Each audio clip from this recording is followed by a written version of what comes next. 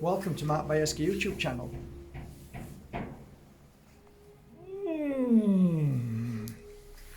Today, in and amongst the sounds and noises, which I'm going to explain why all of those sounds and noises are taking place right now. It may seem gibberish to you, but give me a chance and let me explain, and afterwards then, say what you feel underneath.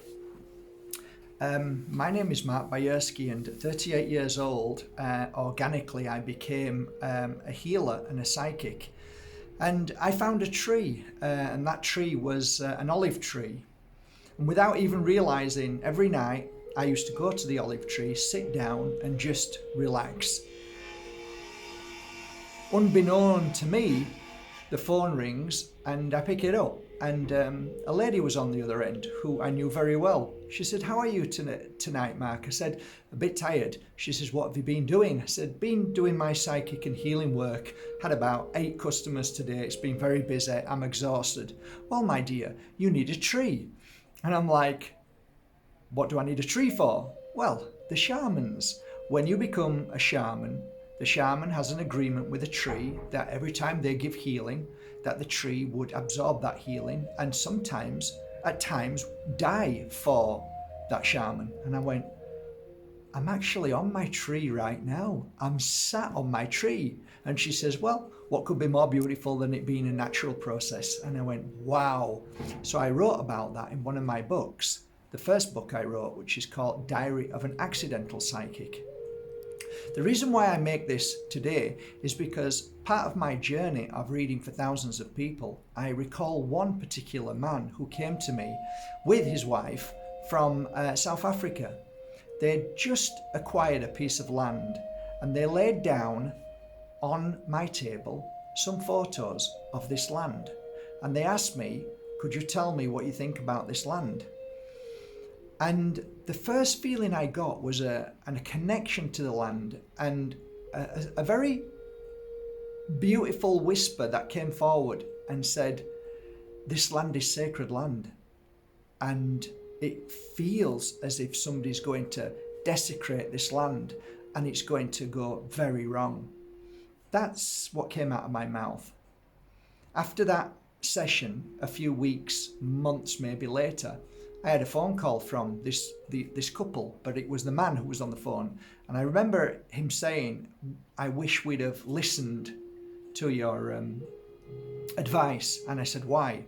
They put all their money into a project to build what was called a huge hotel complex. And everything that they were doing was going wrong. And basically, they lost all their money. I remember in between this time of, I guess it was where people were making so much money that they didn't care. And one of the things that was happening, I've got to be careful how I say this because I don't want to get anybody into trouble. And some people do watch this who know about me, who I've read for. Okay, let me change that around a little bit. Okay, so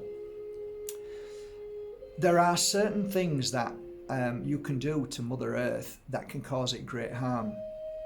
And as a tree, if, let's say, a tree is in the way of a project, there's certain things that devious people will do to that tree that will slowly kill it, which is horrendous. In a way that, let's say, your local town hall or your council will never find out. And there was many a times that I read for people who had done such terrible things, and many bad things happened to them in that time. I always realized that they got cancer or they had a bad accident or something like, and the pattern was obvious to me. It was very, very obvious, and things went wrong, like a breakdown in marriage. This used to happen quite a lot because I used to come out and say it. Have you damaged a tree? Have you hurt a tree? Have you hurt the land that you're on? Or have you bought a piece of land that you're desecrating? I used to say that a lot. And like these businessmen used to look at me as if, how the hell did you know that? Well, the land and Mother Earth and trees are souls and spirit, and they communicate. Whether you believe that, I don't care, but that's the truth. That's really what happened. I remember going to, I'm not going to say where, but up the coast. Anyway, they asked me to cleanse the land because they wanted to sell it. And I said, well, I don't really do cleansing of land per se, but I'll do my best. So I was cleansing the land. It was on a steep hill and it was worth about, I don't know, 250,000. They bought it for a project to build properties and stuff, but they changed their mind in the end or something. Oh no, they didn't. They didn't get a license in the end, which they were told that they were going to get. So they were upset anyway. And when I sat down, I asked them to come and sit with me. And I said, what do you think about this land? They said, it's beautiful. That's why we bought it. And I said, yeah. I said, do you know the land actually asked you to buy it? They wanted you to buy it. They wanted you to look after it. And they went, what do you mean? I said, there's something, you imagine that there's no such thing as money and the land asks you to come and take care of it. How would you feel? Feel honoured. Right, so forget the money. I'm just telling you that the land asks you to look after it. And they did. They were kind of crying and thereafter they looked after the land. And that was interesting because they wanted to sell it. But then after what was said, they took care of it for many years until they couldn't. Anyway, it was a different thought process from then. And what I'm trying to say is this, okay? I made a mistake, okay? We made a mistake. And what that was right at the side of me here, there used to be the most beautiful tree, which used to be a home for many a beautiful birds and insects and all the beautiful wildlife that used to live on there. And I can't tell you how many times birds came in here because it was so close to this window. And this tree, I can't explain why, but the bond of this tree and this room was phenomenal. If anybody ever came here over the years to learn pure energy healing, you'll know, guys, you'll know that feeling of that tree just being in this room because we're so high up. I'm going to show you in a minute. Anyway, the people who bought next door decided to make a project. And I remember going to see him, saying to him, what are you going to do with the trees, especially this one? Oh, no, yeah, what? Well, yeah, we're going to take care of it and we're going to take it somewhere else and plant it. And I came back upstairs and said, he's lying through his teeth. And I said, this isn't going to end well.